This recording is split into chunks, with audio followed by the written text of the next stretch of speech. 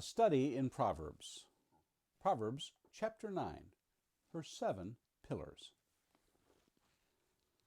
Wisdom has built her house. She has hewn her 7 pillars. She has slaughtered her beasts. She has mixed her wine. She has also set her table. She has sent out her young women to call from the highest places in the town. Whoever is simple, let him turn in here. To him who lacks sense, she says, Come, eat my bread and drink of the wine I have mixed. Leave your simple ways and live, and walk in the way of insight.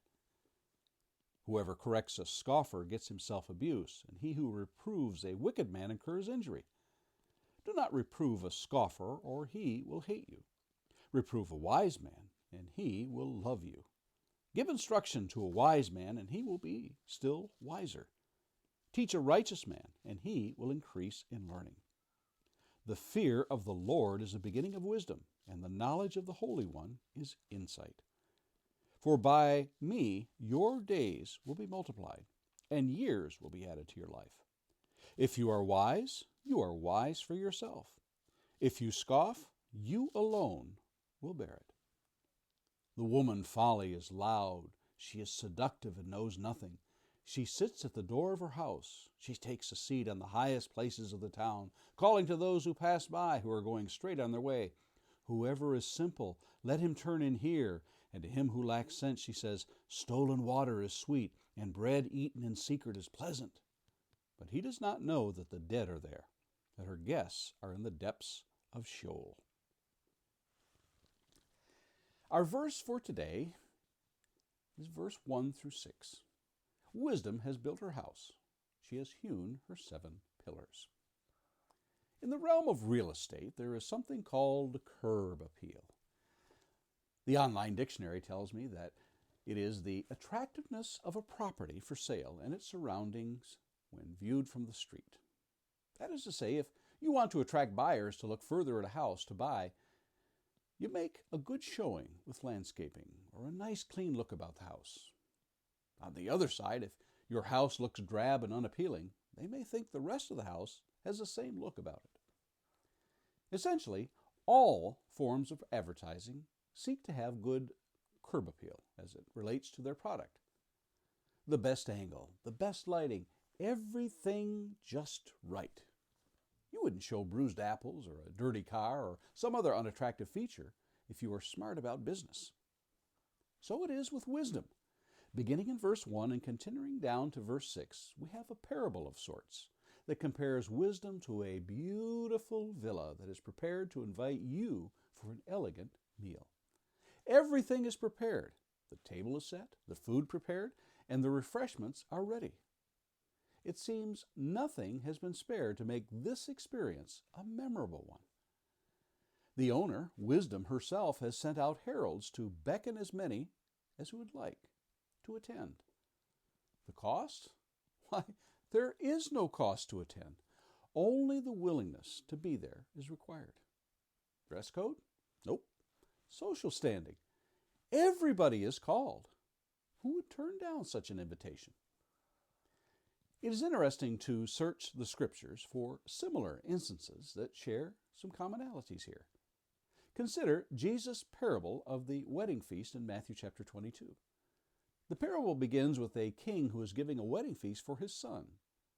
He sends his servants out to call those who were invited to attend the wedding feast. However, they would not come. The king sends them out again to invite them, this time bidding them to come and telling them that all things are prepared. Not an ordinary dinner, but special with fattened calves and oxen. In other words, this isn't a cheap meal. Again, they refuse, and some go to the extent of beating the servants and killing the ones who invited them. Talk about adding injury to insult. It is obvious the consequences of refusing the invitation here in Jesus' parable in Matthew 22. Now, at the end of this chapter in Proverbs marks the end of the essays, as it were. Over and over, Solomon has begged and pleaded with the reader to come and eat at the Feast of Wisdom, free of charge to anyone who desire. So what's the downside? If you make even the briefest of surveys, you will notice the consequences of turning down the invitation of wisdom. I begin to ask, why not get wisdom and understanding and knowledge and discretion? Well, let's put together a list. Well, first there's, and then there's, it's really a short list, isn't it? There are no reasons, only excuses. Legitimately, we might fear that we are unqualified. But over and over, Solomon talks about even the simple to take of it. In chapter 1 and verse 4, he says, to give prudence to the simple, knowledge and discretion to the youth. In chapter 8 and verse 5, O simple ones, learn prudence. O fools, learn sense. Here in chapter 9 and verse 4, whoever is simple, let him turn in here. To him who lacks sense, she says. Verse 6, leave your simple ways and live and walk in the way of insight. For the next 20 chapters, we will be given the sayings of the wisest man alive on the earth. And then 2 chapters, one by Agur and Lemuel.